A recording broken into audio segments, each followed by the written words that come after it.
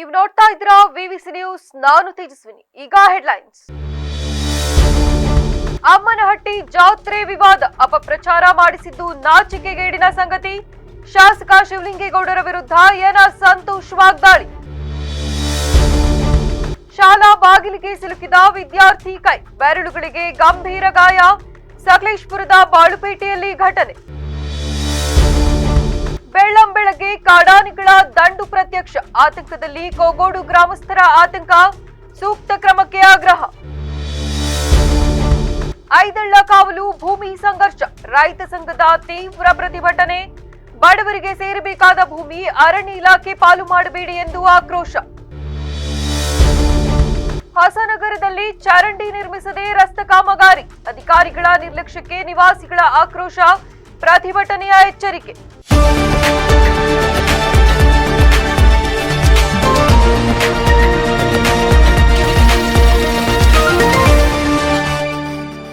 ವಾರ್ತೆಗಳ ವಿವರ.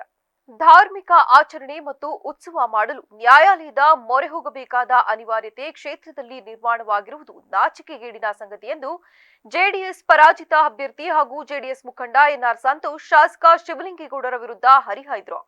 ಸುದ್ದಿಗೋಷ್ಠಿಯಲ್ಲಿ ಮಾತನಾಡಿದ ಅವರು, ತಾಲೂಕಿನ ಪವಿತ್ರ ಧಾರ್ಮಿಕ ಯಾತ್ರಾ ಸ್ಥಳವಾಗಿರುವ ಅಮ್ಮನಹಟ್ಟಿ ಗಂಗಾ ಮಾಳಿಕಾದೇವಿಗೆ ಸೇರಿದ ಹುಂಡಿ ಹಣಕ್ಕೆ ಸಂಬಂಧಿಸಿದಂತೆ ರಾಜಕೀಯ ಲೇಪಾಬಳಿಯಲು ಹೋಗಿ ಮುಖಭಂಗ ಮಾಡಿಕೊಂಡ ಶಿವಲಿಂಗೇಗೌಡರು ದೇವಾಲಯದ ಹುಂಡಿ ಹಣವನ್ನು ನಾನು ನನ್ನ ರಾಜಕೀಯಕ್ಕೆ ಬಳಸಿಕೊಂಡಿದ್ದೇನೆಂದು ಅಪಪ್ರಚಾರ ಮಾಡಿಸಿದ್ದು ನಾಚಿಕೆಗೇಡಿನ ಸಂಗತಿ.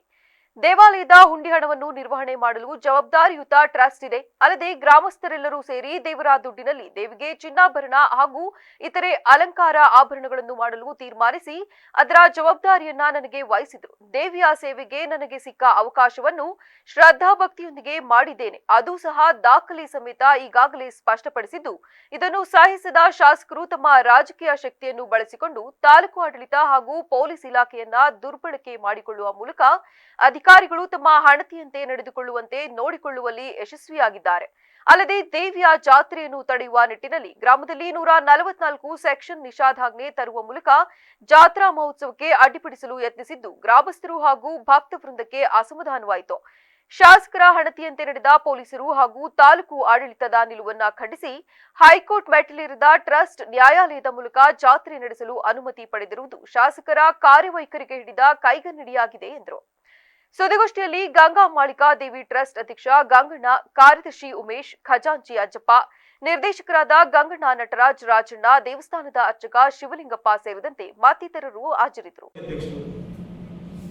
ಚುನಾವಣೆಯನ್ನ ಗೆದ್ದು ಬಂದಂತ ಒಬ್ಬ ಜನಪ್ರತಿನಿಧಿ ಅನ್ನೋದು ನೋಡಿದೆ, ನಿಮ್ಮವ್ವನಂತೇಳಿ ಅವ್ರ ಮೇಲೆ ನುಗ್ಗುವಂತ ಕೆಲಸವನ್ನ ಈ ತಾಲೂಕಿನ ಡಿವೈಎಸ್ಪಿಗಳು ಮಾಡ್ತಾರೆ. ನಮ್ಮನ್ನ ಬಂದ ಕೂಡಲೇ ನೀವು ಸಮಾಧಾನ ಒಳಗೆ ಕರೆದು ಏನು ವಿಷಯ, ಏನು ಸಮಾಜ ನಾವು ಮಾತಾಡಿ ಹಿಂಗಿದೆ ಸರ್, ಹಿಂಗೆ ಮಾಡ್ಕೊಡ್ತೀವಿ ನಾವು ಹೇಳ್ತೀವಿ. ನೀವು ಕೇಳೋ ತಾಳ್ಮೆನೇ ಅವತ್ತು ತೋರಿಸ್ತೇವೆ. MLA ಮೆಚ್ಚಿಸ್ಬೇಕು, ಶಿವಲಿಂಗಣ್ಣನ ಮೆಚ್ಚಿಸ್ಬೇಕು ಅನ್ನೋ ಉಮ್ಮೀದ್ನಲ್ಲಿ ನೀವು ಈ ರೀತಿ ನಮ್ಮಲ್ಲಿ ದುಂಡಾವೃತ್ತಿ ನೀವು ತೋರಿಸ್ತೀವಿ. ಅದಾದಮೇಲೆ ಇನ್ಸ್ಪೆಕ್ಟ್ರು ಮತ್ತು ಅಲ್ಲಿನ ಸಬ್ ಇನ್ಸ್ಪೆಕ್ಟ್ರು ಇಲ್ಲ ಮಾತಾಡೋಣ ಸರ್ ಕೂತು ಅಂತ ಹೇಳಿ ನಮ್ಮ ಏನಿತ್ತು ನಮ್ಮ ವಿಷಯಗಳನ್ನ ಅವ್ರಿಗೆ ತಿಳಿಸಿ, ಪಾಪ ಪೊಲೀಸ್ ಇಲಾಖೆ ನಮ್ಮ ಪರವಾಗಿ, ನಮ್ಮ ಪರವಾಗಿಂತ ಕಾನೂನು ಪರವಾಗಿ ನಾವು ತೀರ್ಮಾನ ತಗೊಳ್ತೀವಿ, ನ್ಯಾಯಬದ್ಧವಾಗಿ ತೀರ್ಮಾನ ತಗೊಳ್ತೀವಿ. ಯಾರದೇ ವಶೀಲಿ ಬಾಜಿ ನಾವು ಮಣಿಯೋದಿಲ್ಲ ಅಂತ ನಾವು ಸಮಾಧಾನವಾಗಿ ಅಲ್ಲಿಂದ ನಿರ್ಗಮಿಸಿ BP ವೃತ್ತಕ್ಕೆ ಬಂದು ಅಲ್ಲಿ ಸೇರಿದಂತೆ ನಮ್ಮ ಕಾರ್ಯಕರ್ತರು ಉದ್ದೇಶಿಸಿ ನಾನು ಮಾತಾಡಿ ಬಂದ್ವಿ. ನೋಡಿ, ದೇವರ ವಿಷಯದಲ್ಲಿ ರಾಜಕಾರಣ ಮಾಡಬಾರ್ದು. ಯಾವ ರೀತಿ ಕಪಾಳ ಮೋಕ್ಷ ಆಯಿತು ಈ ತಾಲೂಕಿನ ಆಡಳಿತಕ್ಕೆ ಅಂತ, ಇದು ಸನ್ಮಾನ್ಯ ಶಿವಲಿಂಗಣ್ಣಗಾದಂಥ ಕಪಾಳ ಮೋಕ್ಷ, ನ್ಯಾಯಾಲಯ ಮಾಡಿದಂಥ ಕಪಾಳ ಮೋಕ್ಷ. ನಾನು ಹೇಳಿದೆ ಅಧಿಕಾರಿಗಳಿಗೆ, ನೋಡಿ ನಾನು ಇದೇ ಟ್ರಸ್ಟ್ ವಿರುದ್ಧ ಹಿಂದೆ ಏನೇನು ದಾಖಲೆಗಳಿವೆ ಇದನ್ನೆಲ್ಲ ನಾನು ಪರಿಶೀಲನೆ ಮಾಡಿಸಿದ್ದೀನಿ. ಈ ಟ್ರಸ್ಟ್ ಕಾನೂನುಬದ್ಧವಾಗಿದೆ. ಈಗಿರುವಂಥ ಸನ್ನಿವೇಶದಲ್ಲಿ ಯಾವ ಕಾರಣಕ್ಕೂ ಕೂಡ ಟ್ರಸ್ಟ್ ವಿರುದ್ಧ ಏನು ಮಾಡಲಿಕ್ಕೆ ಬರೋದಿಲ್ಲ ಅಂತ ತಿಳಿಸಿದ್ರು ಕೂಡ ಕೇಳಿದೆ. ನಾವು ನ್ಯಾಯಾಲಯಕ್ಕೆ ಟ್ರಸ್ಟ್ ಎಲ್ಲ ನಮ್ಮ ಅಮ್ಮನಹಟ್ಟಿ ಗಂಗಮಾಳಿಕಾ ಕ್ಷೇತ್ರಾಭಿವೃದ್ಧಿ ಮಂಡಳಿಯ ಎಲ್ಲ ಟ್ರಸ್ಟ್ನ ಸದಸ್ಯರು ನ್ಯಾಯಾಲಯದ ಮೊರೆ ಹೋಗ್ತಾರೆ. ಆ ತಾಯಿ ಇದರೆ ಅಂತ ತಾಲೂಕಿನ ಬಾಳುಪೇಟೆ ಸರ್ಕಾರಿ ಬಾಲಕರ ವಿದ್ಯಾರ್ಥಿ ನಿಲಯದ ವಿದ್ಯಾರ್ಥಿಯು ಓದುತ್ತಿರುವ ಶಾಲೆಯಲ್ಲಿ ದಾರುಣ ಘಟನೆ ನಡೆದಿದ್ದು, ತರಗತಿ ಕೊಠಡಿ ಬಾಗಿಲಿನ ಸಂದಿಗೆ ಬೆರಳುಗಳು ಸಿಲುಕಿದ ಪರಿಣಾಮ 6ನೇ ತರಗತಿಯ ವಿದ್ಯಾರ್ಥಿ ಗಂಭೀರವಾಗಿ ಗಾಯಗೊಂಡಿದ್ದಾನೆ. ಗಾಯಗೊಂಡ ವಿದ್ಯಾರ್ಥಿಯನ್ನು ದಿನೇಶ್ ಎಂದು ಗುರುತಿಸಲಾಗಿದ್ದು, ಅವರು ಸಕಲೇಶಪುರ ತಾಲೂಕಿನ ಮಳ್ಳಿ ಗ್ರಾಮದ ನಿವಾಸಿ. ಹಾಸ್ಟೆಲ್ನಲ್ಲಿ ವಾಸವಿದ್ದು ಸ್ಥಳೀಯ ಶಾಲೆಯಲ್ಲಿ ವ್ಯಾಸಂಗ ಮಾಡುತ್ತಿದ್ದನೆಂದು ತಿಳಿದು ಬಂದಿದೆ. ಸೋಮವಾರ ತರಗತಿ ನಡೆಯುತ್ತಿದ್ದ ವೇಳೆ ಅಕಸ್ಮಾತ್ ಬಾಗಿಲು ಮುಚ್ಚಿದ ಸಂದರ್ಭದಲ್ಲಿ ದಿನೇಶ್ ಅವರ ಕೈಬೆರಳುಗಳು ಸಂದಿಗೆ ಸಿಲುಕಿಕೊಂಡು ಗಂಭೀರ ಗಾಯಗಳಾಗಿವೆ. ತಕ್ಷಣವೇ ಶಿಕ್ಷಕರು ಹಾಗೂ ಸಿಬ್ಬಂದಿ ವಿದ್ಯಾರ್ಥಿಯನ್ನು ಸಮೀಪದ ಆಸ್ಪತ್ರೆಗೆ ದಾಖಲಿಸಿ ಚಿಕಿತ್ಸೆ ನೀಡುತ್ತಿದ್ದಾರೆ. ಘಟನೆಯು ಶಾಲೆಗಳಲ್ಲಿ ವಿದ್ಯಾರ್ಥಿಗಳ ಸುರಕ್ಷತಾ ಕ್ರಮಗಳ ಕುರಿತು ಗಂಭೀರ ಪ್ರಶ್ನೆಗಳನ್ನು ಎಬ್ಬಿಸಿದೆ. ತರಗತಿ ಕೊಠಡಿಗಳಲ್ಲಿ ಸುರಕ್ಷಿತ ಬಾಗಿಲು ವ್ಯವಸ್ಥೆ, ಮಕ್ಕಳ ಮೇಲ್ವಿಚಾರಣೆ ಹಾಗೂ ಮುನ್ನೆಚ್ಚರಿಕಾ ಕ್ರಮಗಳನ್ನು ಕಟ್ಟುನಿಟ್ಟಾಗಿ ಜಾರಿಗೆ ತರಬೇಕೆಂಬ ಒತ್ತಾಯ ಕೇಳಿಬಂದಿದೆ. ಸ್ಥಳೀಯರು ಹಾಗೂ ಪೋಷಕರು ವಿದ್ಯಾರ್ಥಿಗೆ ಉತ್ತಮ ಚಿಕಿತ್ಸೆ ಒದಗಿಸುವಂತೆ ಮತ್ತು ಇಂತಹ ಘಟನೆಗಳು ಮರುಕಳಿಸದಂತೆ ಸಂಬಂಧಪಟ್ಟ ಅಧಿಕಾರಿಗಳು ತಕ್ಷಣ ಕ್ರಮ ಕೈಗೊಳ್ಳಬೇಕೆಂದು ಆಗ್ರಹಿಸಿದ್ದಾರೆ. ಕೆಲಸ ಮಾಡ್ಬೇಕಾದ್ರೆ ಯಾಕೆ ಕೆಲಸ ಮಾಡಿದ್ರೆ ರೂಪ ಕೆಲಸ ಗುಡಿಸ್ತಿದ್ರೆ ಈಚೆ ಕಡೆ ಏನಾಯ್ತು? ಏನಕ್ಕೆ ಹಿಂಗಾಯ್ತು? ಕಸ ಗುಡಿಸ್ತಿರ್ಬೇಕಾದ್ರೆ ಕೈ ಇರ್ಕೊಂಡು ಬಾಗಿಲು. ಯಾರು ಕಸ ಗುಡಿಸ್ತಿದ್ದಾರ? ನೀವು ಗುಡಿಸ್ತಾ ಇದ್ದ? ಕಸ ಯಾರು ಗುಡಿಸ್ತಿದ್ರವ? ಆಯ ಆಂಟಿ ಕಸ ಗುಡಿಸ್ತಿರ್ಬೇಕಾದ್ರೆ 7th ಹುಡುಗರೆಲ್ಲ ಈಚೆ ಕಡೆ ಒಳಗಿದ್ರ. ಬಾಗಿಲು ಹಾಕ್ತೀನಿ ತಡೀರಿ ಅಂತ ನಾನು ಹಿಂಗೆ ಹಿಡ್ಕೊಂಡಿದ್ದಾಗ ಜೋರಾಗಿ ಹೇಳಿದ್ರು. ಅದು ಕೈ ಹಿಂಗಾಯ್ತು. ಎಷ್ಟನೇ ಕ್ಲಾಸು? 6th. ಹೆಸರು? ದಿನೇಶ್. ಬೇಲೂರು ತಾಲೂಕಿನ ಕೊಗೋಡು ಗ್ರಾಮದಲ್ಲಿ ಮಂಗಳವಾರ ಬೆಳ್ಳಂಬೆಳಗ್ಗೆ ಕಾಡಾನೆಗಳ ಹಿಂಡು ಪ್ರತ್ಯಕ್ಷವಾಗಿದ್ದು ಗ್ರಾಮಸ್ಥರಲ್ಲಿ ಆತಂಕ ಮೂಡಿಸಿದ್ದು, ಗ್ರಾಮದ ಸುತ್ತಮುತ್ತ ಹಾಗೂ ಬೆಳೆಗಾರಿಕೆ ಪ್ರದೇಶಗಳ ಸಮೀಪ ಕಾಡಾನೆಗಳು ಕಾಣಿಸಿಕೊಂಡಿರುವ ಹಿನ್ನೆಲೆಯಲ್ಲಿ ರೈತರು ಮತ್ತು ಗ್ರಾಮಸ್ಥರು ಭಯಭೀತರಾಗಿದ್ದಾರೆ. ಬೆಳಗಿನ ಜಾವವೇ ಕಾಡಾನೆಗಳ ಹಿಂಡು ಕಾಣಿಸಿಕೊಂಡಿರುವುದರಿಂದ ಸ್ಥಳೀಯರು ಎಚ್ಚರಿಕೆಯಿಂದಿರಲು ಸೂಚಿಸಲಾಗಿದೆ. ಕಾಡಾನೆಗಳ ಹಾವಳಿ ಹೆಚ್ಚುತ್ತಿರುವ ಹಿನ್ನೆಲೆಯಲ್ಲಿ ಅರಣ್ಯ ಇಲಾಖೆ ತಕ್ಷಣ ಸ್ಥಳಕ್ಕೆ ಭೇಟಿ ನೀಡಿ ಗ್ರಾಮಸ್ಥರ ಸುರಕ್ಷತೆಗೆ ಅಗತ್ಯ ಕ್ರಮ ಕೈಗೊಳ್ಳಬೇಕೆಂಬ ಆಗ್ರಹ ಕೇಳಿಬಂದಿದ್ದು, ಗ್ರಾಮದ ಜನರು ಅನಾವಶ್ಯಕವಾಗಿ ಹೊರಗೆ ತೆರಳದೆ ಮಕ್ಕಳು ಹಾಗೂ ಜಾನುವಾರುಗಳ ಸುರಕ್ಷತೆ ಬಗ್ಗೆ ವಿಶೇಷ ಎಚ್ಚರಿಕೆ ವಹಿಸಬೇಕೆಂದು ಸ್ಥಳೀಯರು ಮನವಿ ಮಾಡಿದ್ದಾರೆ. ಭೂಮಿಯನ್ನು ಬಡ ಮತ್ತು ಭೂಹೀನ ರೈತರಿಗೆ ಕೃಷಿಗಾಗಿ ಹಂಚಿಕೆ ಮಾಡಬೇಕೆಂಬುದು ಮುಖ್ಯ ಬೇಡಿಕೆಯಾಗಿದೆ. ಆದರೆ ಅರಣ್ಯ ಇಲಾಖೆಯ ಅಧಿಕಾರಿಗಳು ಪದೇ ಪದೇ ಜೆಸಿಬಿ ಯಂತ್ರಗಳನ್ನು ಬಳಸಿ ಟ್ರೆಂಚ್ ಹೊಡೆದು ಭೂಮಿಯನ್ನು ಅರಣ್ಯ ಇಲಾಖೆಯ ವಶಕ್ಕೆ ಪಡೆಯಲು ಯತ್ನಿಸುತ್ತಿದ್ದಾರೆಂದು ರಾಜ್ಯ ರೈತ ಸಂಘದ ಸಂಚಾಲಕ ಕನಕಂಚೀನಹಳ್ಳಿ ಪ್ರಸನ್ನಕುಮಾರ್ ಆರೋಪ ಮಾಡಿದ್ದಾರೆ. ಬೇಲೂರು ತಾಲೂಕು ಕಚೇರಿಯಲ್ಲಿ ಮನವಿ ಸಲ್ಲಿಸಿ ಮಾತನಾಡಿದ ಅವರು, ಬೇಲೂರು ತಾಲೂಕಿನ ಹಳೆಬೀಡು ಹೋಬಳಿಯ ಐದಳ್ಳ ಕಾವಲು ಪ್ರದೇಶದಲ್ಲಿರುವ ಸುಮಾರು 2550 ಎಕರೆ ಸರ್ಕಾರಿ ಭೂಮಿಗಾಗಿ ರೈತರು 2021ರಿಂದ ನಿರಂತರ ಹೋರಾಟ ನಡೆಸುತ್ತಿದ್ದು, ಇದೀಗ ಈ ಹೋರಾಟ ಮತ್ತಷ್ಟು ತೀವ್ರಗೊಳ್ಳುವ ಲಕ್ಷಣಗಳು ಗೋಚರಿಸುತ್ತಿವೆ. ಈ ಭೂಮಿಯು ಪುರಾತನ ಕಾಲದಿಂದಲೇ ಸರ್ಕಾರಿ ಸ್ವತ್ತಾಗಿದ್ದು, ಕದಂಬ ಮತ್ತು ಚಾಲುಕ್ಯ ರಾಜವಂಶಗಳ ಕಾಲದಿಂದಲೂ ಸರ್ಕಾರದ ಅಧೀನದಲ್ಲೇ ಉಳಿದಿದೆ. ಈ ಹಿನ್ನೆಲೆಯಲ್ಲಿ ಭೂಮಿಯನ್ನು ಬಡ ಮತ್ತು ಭೂಹೀನ ರೈತರಿಗೆ ಕೃಷಿಗಾಗಿ ಹಂಚಿಕೆ ಮಾಡಬೇಕೆಂಬುದು ಅವರ ಮುಖ್ಯ ಬೇಡಿಕೆಯಾಗಿದೆ. ಆದರೆ ಅರಣ್ಯ ಇಲಾಖೆ ಅಧಿಕಾರಿಗಳು ಪದೇ ಪದೇ ಜೆಸಿಬಿ ಯಂತ್ರಗಳನ್ನು ಬಳಸಿ ಟ್ರೆಂಚ್ ಹೊಡೆದು ಭೂಮಿಯನ್ನು ಅರಣ್ಯ ಇಲಾಖೆಯ ವಶಕ್ಕೆ ಪಡೆಯಲು ಯತ್ನಿಸುತ್ತಿದ್ದಾರೆಂದು ರೈತರು ಆರೋಪಿಸಿದರು.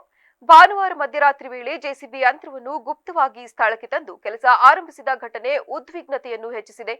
ವಿಷಯ ತಿಳಿದ ಕೂಡಲೇ ರೈತರು ಸ್ಥಳಕ್ಕೆ ಧಾವಿಸಿ ನಡೆಯುತ್ತಿದ್ದ ಕಾಮಗಾರಿಯನ್ನು ತಕ್ಷಣ ನಿಲ್ಲಿಸಿ ಅಧಿಕಾರಿಗಳಿಗೆ ಕಠಿಣ ಎಚ್ಚರಿಕೆ ನೀಡಿದ್ದಾರೆ. ಈ ಭೂಮಿ ಸರ್ಕಾರಿ ಭೂಮಿಯಾಗಿದ್ದು ರೈತರಿಗೆ ಮಾತ್ರ ಹಂಚಿಕೆ ಮಾಡಬೇಕು, ಬೇರೆ ಯಾವುದೇ ಇಲಾಖೆಗೆ ಅಥವಾ ವ್ಯಕ್ತಿಗಳಿಗೆ ನೀಡಲು ಅವಕಾಶ ಇಲ್ಲ ಎಂದು ಅವರು ಸ್ಪಷ್ಟಪಡಿಸಿದರು.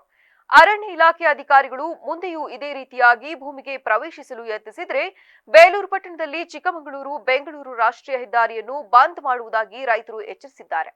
ಈ ಸಂದರ್ಭದಲ್ಲಿ ಮಾಮೂಹ ದಸ್ತಗಿರಿ, ಏಜಾಜ್ ಪಾಷಾ, ಅಯೂಬ್ ಪಾಷಾ, ನಂಜಮ್ಮ, ವೆಂಕಟೇಶಣ್ಣ ಸೇರಿದಂತೆ ಹಲವಾರು ರೈತ ಮುಖಂಡರು ಹಾಗೂ ಸ್ಥಳೀಯರು ಹಾಜರಿದ್ದರು. ಇದೇ ವೇಳೆ ಉಪ ತಹಶೀಲ್ದಾರ್ ಅವರಿಗೆ ಮನವಿ ಪತ್ರ ನೀಡಿದರು.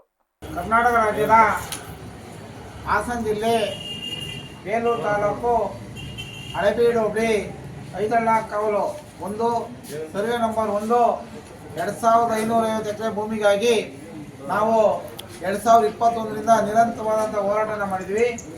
ಆ ಭೂಮಿಯು ಸರ್ಕಾರಿ ಭೂಮಿಯಾಗಿರುತ್ತೆ.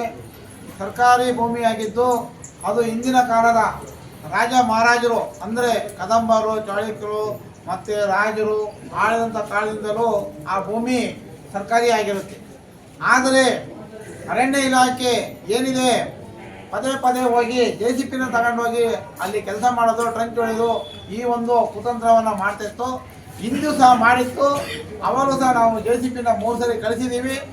ಈಗ ನಮಗೆ ಗೊತ್ತಿಲ್ಲದಂಗೆ ಮೊನ್ನೆ ಭಾನುವಾರ ನೈಟು ರಾತ್ರಿ 12 ಗಂಟೆ ಹೊತ್ತಿನಲ್ಲಿ ತಗೊಂಬಂದು JCB ನಿಲ್ಲಿಸ್ಬಿಟ್ಟು ನಿನ್ನೆ ಏನೋ ಕೆಲಸ ಮಾಡ್ತಾಯಿದ್ರು. ಅವಾಗಲೇ ಹೋಗಿ ಆ ಕ್ಷಣದಲ್ಲೇ ನಾವು ಏನು ಕೆಲಸ ಮಾಡ್ತಿದ್ರು ಅದನ್ನು ನಿಲ್ಲಿಸಾಯಿತು. ಅವರಿಗೆ ಎಚ್ಚರಿಕೆಯನ್ನು ಕೊಟ್ಟಿದ್ದೀವಿ. ಇದು ಸರ್ಕಾರಿ ಭೂಮಿ, ಸರ್ಕಾರಿ ಭೂಮಿಗೆ ತಾವು ಬರೋಂಗಿಲ್ಲ. ಸರ್ಕಾರದ ಒಂದು ನಿಯಮಾನುಸಾರ ಇದೆ. ಮಾನ್ಯ ಘನವಿದ್ದ ರಾಷ್ಟ್ರಪತಿ ಸಾಹೇಬ್ರವರ ಏನು 1961ರಲ್ಲಿ ರೈತರಿಗೆ ಕೃಷಿ ಭೂಮಿನ ಕೊಡಬೇಕು ಆ ನಿಯಮಾನುಸಾರದಲ್ಲಿದೆ. ಅದರಿಂದ ನೀವು ರಾಷ್ಟ್ರಪತಿಯವರಿಗೆ ದೊಡ್ಡವರಲ್ಲ, ಅವ್ರ ಕಾಯ್ದೆ ಅಡಿ ತುಂಬ ರೈತರಿಗೆ ಜಮೀನನ್ನು ಕೊಡಬೇಕು ಅಂತೇಳಿ ಆದೇಶಗಳಿದೆ. ಆದರೆ ಇದು ಸರ್ಕಾರಿ ಭೂಮಿ ಆಗಿರೋದ್ರಿಂದ ಯಾವುದೇ ಕಾರಣಕ್ಕೂ ಈ ಭೂಮಿನ ರೈತರಿಗೆ ಹೊರತು ಬೇರೆಯವರಿಗಲ್ಲ ಅಂತ ಹೇಳಿ ನಾವು ನಿನ್ನೆ ಹೇಳಿ ಅವರಿಗೆ ಎಚ್ಚರಿಕೆಯನ್ನು ಕೊಟ್ಟು ಇವತ್ತು ಬೆಳಿಗ್ಗೆ 8 ಗಂಟೆ 20 ನಿಮಿಷದಲ್ಲಿ JCBನ ಕಳಿಸಿದ್ದೀವಿ. ಲಾರಿಗೆ ತುಂಬಿ ತಗೊಂಡೋಗಿದ್ದಾರೆ. ಮತ್ತೆ ಪದೇ ಪದೇ ಏನು ಇದೇ ರೀತಿ ಬಂದರೆ ನಾವು ಹಿಂದಿನ ಸಹ ತಹಸೀಲ್ದಾರ್ಗೆ ಹೇಳಿದ್ದು ಅವ್ರು ಏನಾರ ಹೋಗಿ ಟ್ರಂಚು ಪಂಚು ಹೊಡೆದು ರೈತರಿಗೆ ತೊಂದರೆ ಮಾಡಿದ್ರೆ ನಾವು ಚಿಕ್ಕಮಗಳೂರು ಮತ್ತು ಬೆಂಗಳೂರು ರಾಷ್ಟ್ರೀಯ ಹೆದ್ದಾರಿ ಬೇಲೂರಿನ ಹೊಸನಗರ ಬಡಾವಣೆಯಲ್ಲಿ ನಡೆಯುತ್ತಿರುವ ರಸ್ತೆ ಕಾಮಗಾರಿಯು ಚರಂಡಿ ನಿರ್ಮಿಸದೆ ಕಾಮಗಾರಿ ನಡೆಸುತ್ತಿದ್ದಾರೆ. ಇದರಿಂದಾಗಿ ಮುಂದೆ ಬರುವ ಮಳೆಗೆ ರಸ್ತೆಯು ಸಂಪೂರ್ಣ ಹಾಳಾಗುತ್ತದೆ. ಮಾಡಿರುವ ಖರ್ಚು ನೀರಿನಲ್ಲಿ ಹೋಮ ಮಾಡಿದಂತಾಗುತ್ತದೆ ಎಂದು ಸ್ಥಳೀಯ ನಿವಾಸಿ PH ಸುಲೇಮಾನ್ ತೀವ್ರ ಅಸಮಾಧಾನ ವ್ಯಕ್ತಪಡಿಸಿದ್ದಾರೆ. ಈ ಕುರಿತು ಮಾತನಾಡಿದ ಅವರು, ಸುಮಾರು 28 ವರ್ಷಗಳಿಂದ ಇದೇ ಪ್ರದೇಶದಲ್ಲಿ ವಾಸವಾಗಿರುವ ಅವರು ಬಡಾವಣೆಯ ಮೂಲಭೂತ ಸಮಸ್ಯೆಗಳು ವರ್ಷಗಳಿಂದ ಮುಂದುವರೆದಿದ್ದರೂ ಯಾವುದೇ ಶಾಶ್ವತ ಪರಿಹಾರ ಕಂಡುಕೊಳ್ಳಲಾಗಿಲ್ಲ. ಬಡಾವಣೆಯ ರಸ್ತೆಗಳು ಕಳೆದ 10-15 ವರ್ಷಗಳಿಂದ ಹಾಳಾಗಿ ಗುಂಡಿಗಳಿಂದ ಕೂಡಿದ್ದು ಇದೀಗ 2ನೇ ಬಾರಿ ಕಾಂಕ್ರೀಟ್ ರಸ್ತೆ ಕಾಮಗಾರಿ ಕೈಗೆತ್ತಿಕೊಳ್ಳಲಾಗಿದೆ. ಆದರೆ ಈ ಕಾಮಗಾರಿಯಲ್ಲಿಯೂ ತಾಂತ್ರಿಕ ಮಾನದಂಡಗಳನ್ನು ಪಾಲಿಸಲಾಗುತ್ತಿಲ್ಲ. ವಿಶೇಷವಾಗಿ ರಸ್ತೆ ನಿರ್ಮಾಣಕ್ಕೆ ಮೊದಲು ಅಗತ್ಯವಾದ ಬಾಕ್ಸ್ ಚರಂಡಿ ವ್ಯವಸ್ಥೆಯನ್ನು ನಿರ್ಮಿಸದೆ ನೇರವಾಗಿ ಕಾಂಕ್ರೀಟ್ ಹಾಕಲಾಗುತ್ತಿದೆ. ಇದರಿಂದ ಮಳೆಗಾಲದಲ್ಲಿ ನೀರು ಸರಿಯಾಗಿ ಹರಿಯದೆ ರಸ್ತೆಯ ಮೇಲೆಯೇ ನಿಂತು ಹೊಸದಾಗಿ ಹಾಕಿದ ಕಾಂಕ್ರೀಟ್ ಕೂಡ ಶೀಘ್ರದಲ್ಲೇ ಹಾಳಾಗುವ ಪರಿಸ್ಥಿತಿ ಉಂಟಾಗುತ್ತದೆ. ರಸ್ತೆಗಳಿಗೆ ಚರಂಡಿಯೇ ಜೀವಾಳ. 2 ಬದಿಯಲ್ಲೂ ಬಾಕ್ಸ್ ಚರಂಡಿ ಇಲ್ಲದೆ ಮಾಡಿದ ಕಾಮಗಾರಿ ಶಾಶ್ವತವಾಗಿರುವುದಿಲ್ಲ. ಈ ರೀತಿಯಲ್ಲಿ ಮಾಡಿದರೆ 2 ವರ್ಷ ಕೂಡ ರಸ್ತೆ ಬಾಳಿಕೆ ಬರುವುದಿಲ್ಲ.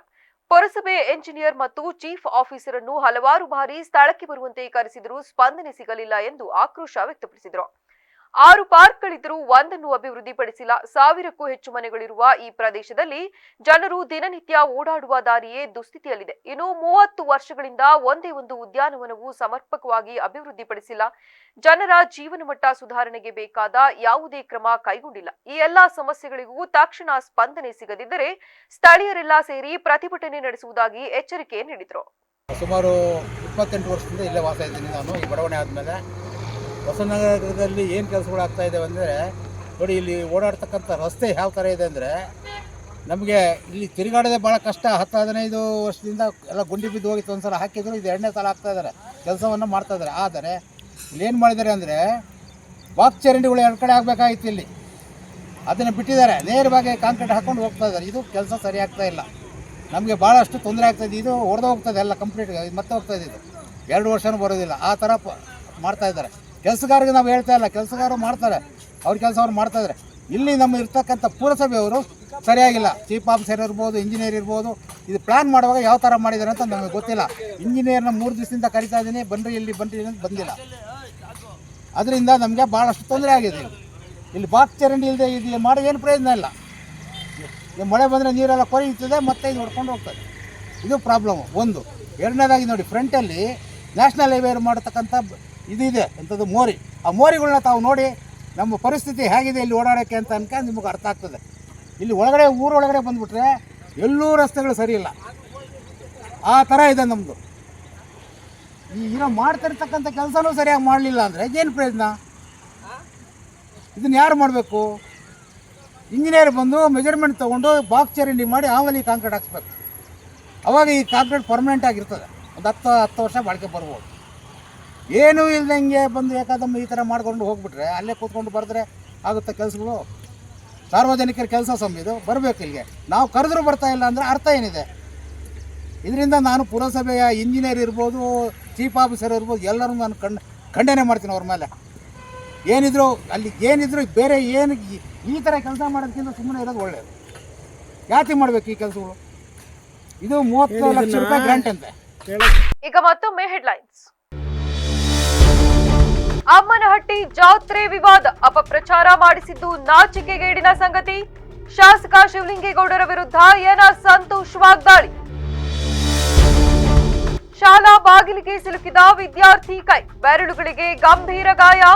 ಸಕಲೇಶ್ಪುರದ ಬಾಳುಪೇಟೆಯಲ್ಲಿ ಘಟನೆ. ಬೆಳ್ಳಂಬೆಳಗ್ಗೆ ಕಾಡಾನೆಗಳ ದಂಡು ಪ್ರತ್ಯಕ್ಷ, ಆತಂಕದಲ್ಲಿ ಕೋಗೋಡು ಗ್ರಾಮಸ್ಥರ ಆತಂಕ. ಸೂಕ್ತ ಕ್ರಮಕ್ಕೆ ಆಗ್ರಹ. ಐದಳ್ಳ ಕಾವಲು ಭೂಮಿ ಸಂಘರ್ಷ, ರೈತ ಸಂಘದ ತೀವ್ರ ಪ್ರತಿಭಟನೆ.